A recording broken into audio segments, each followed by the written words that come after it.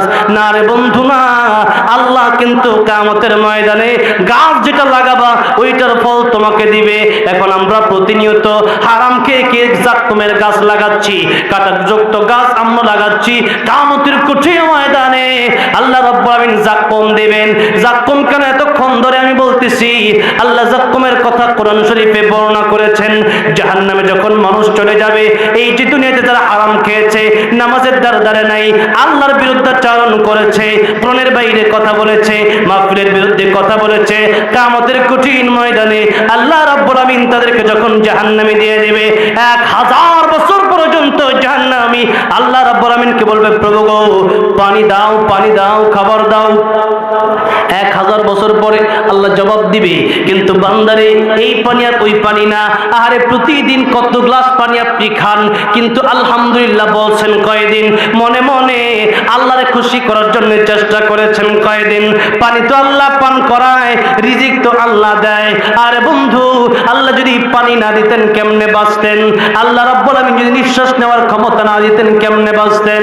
আমার পরের ভাইরা, আমার পরের যুবক ভাইরা, আল্লাহ পাক যে নিয়ামত দিয়েছেন এই নিয়ামতের শুকরিয়া আদায় আপনি কয়দিন করেছেন? আরে হঠাৎ করে মাঝে মধ্যে আল্লাহ শুকরিয়া আদায় করলে হবে না। কতটুকু আপনি আল্লাহ পাকই রিজিক নিয়েছেন সেই চিন্তা আপনি করেন। এই জন্য কিয়ামতের কঠিন ময়দানে আল্লাহ যখন আপনাকে জান্নাতে জাহান্নামে দিয়ে দিবে, ফারিকুন ফিস সাঈর, আল্লাহ রাব্বুল আলামিন তখন আপনার সারা দিবে। ঠিক আছে, আল্লাহ ডাক দিয়ে বলবেন, বান্দারে দুনিয়াতে কত গ্লাস পানি আমি তোরে দিয়েছিলাম। বান্দারে সকালে পানি পান করেছিলি, দুপুরে পানি পান করেছিলে, রাতে পানি পান করেছিলে। আরে বান্দা শুধু পানি নয়, দুনিয়াতে কত নিয়ামত আমি আল্লাহ তোরে দিয়েছিলাম, সেই নিয়ামতের শুকর আদায় করিসনি।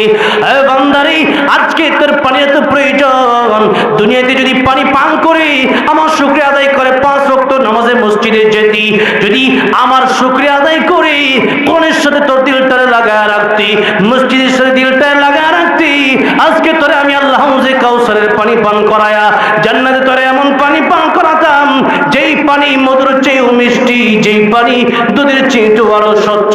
এত মজার পানি আমি আল্লাহ রাব্বুল আলামিন তোরে পান করাতাম, যেই পানি পান করলে 50,000 বছর আর কোনোদিন পরে তৃষ্ণা লাগবে না। কিন্তু আজকে 1000 বছর ধরে তুমি কাঁদো জাহান্নামে, তুমি কাঁদো পানির জন্য। বান্দারে আজকে তোরে আর সেই দুনিয়ার মতো সুন্দর মজার পানি দেওয়া হবে না। বান্দারে তোরে পানি দেওয়া হবে, গরম পানি দেওয়া হবে, যেই পানি বান্দাকে দেওয়ার সাথে সাথে বান্দার নারী বুড়িগুলি পেটের ভিতরে যা আছে, বুকের ভিতরে যা আছে সবগুলো ছিঁড়ে ছিঁড়ে পায়খানা রাস্তা দিয়ে বের হয়ে যাবে। জাক্কুম ফল দেওয়া হবে, কাঁটাযুক্ত ফল।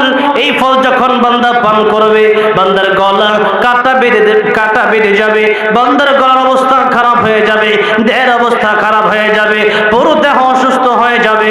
বান্দারে ও আমার যুবক ভাইরা, আল্লাহ তাআলা এই জন্য দুনিয়ার থাকাকালীন অবস্থায় বলছেন, ও দুনিয়ার মানুষেরা, তোমাদেরকে আমি এই দুনিয়াতে পাঠালাম আমার ইবাদত করার জন্য। আমার ইবাদত ছাড়া তোমরা কারো ইবাদত করবে না, আমার গোলামি ছাড়া কারো গোলামি তোমরা করবে না। নবীজি বলেন, আদ-দুনিয়া মাজরাতুল আখিরা, দুনিয়াতে মৃত্যু পর্যন্ত এই সময় তোমাদেরকে দেওয়া হয়েছে কর্মক্ষেত।